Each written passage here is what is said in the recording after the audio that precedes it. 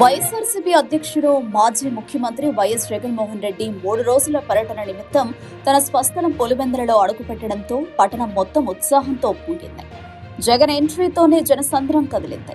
రోడ్లన్నీ అభిమానులు కార్యకర్తలతో నిండిపోయి జగన్ జగన్ నినాదాలతో పులివెందుల వాతావరణం కంపించింది. ఈ సందర్భంగా కడప నూతన మేయర్ పాకా సురేష్ జగన్ ను కలుసుకుని శుభాకాంక్షలు అందజేశారు. నూతన మేయర్ ను జగన్ హృదయపూర్వకంగా అభినందించారు. అలాగే మాజీ డిప్యూటీ సీఎం అంజాద్ బాషా కూడా జగన్ ను కలిసి పర్యటనకు స్వాగతం పలికారు. ఈ భేటీలు స్థానిక రాజకీయ వర్గాల్లో చర్చనీయాంశంగా మారాయి. పులివెందుల చేరుకున్న అనంతరం జగన్ భాకారాపురం క్యాంప్ ఆఫీసులో ప్రజా దర్బార్ నిర్వహించనున్నారు. ప్రజల నుంచి ప్రత్యక్షంగా సమస్యలు అడిగి తెలుసుకుని పరిష్కార మార్గాలపై చర్చించనున్నారు. రాత్రికి అక్కడే బస చేయనున్నారు. రేపు బుధవారం ఉదయం 10:30 పులివెందుల నుంచి ఇడుపులపాయకు చేరుకుని ప్రేయర్ హాల్లో నిర్వహించే క్రిస్మస్ ప్రత్యేక ప్రార్థనల్లో పాల్గొంటారు.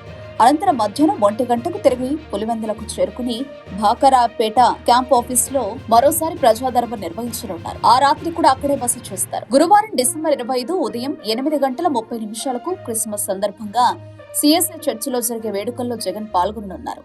వరుస కార్యక్రమాలతో 3 రోజుల పాటు పులివెందుల రాజకీయ వాతావరణం హీటెక్కనుంది. మొత్తానికి జగన్ పులివెందుల ఎంట్రీ మరోసారి తన పట్టు ఏమిటో చూపించండి.